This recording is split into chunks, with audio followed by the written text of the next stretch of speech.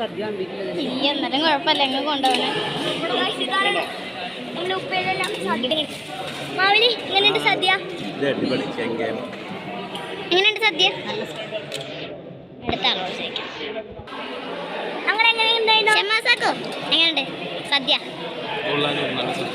സാറേ സദ്യ എങ്ങനെയുണ്ട്? രുചികരം. വയറുണ്ട്. ആൻറ്റി ഒരു രക്ഷയില്ല, അടിപൊളി.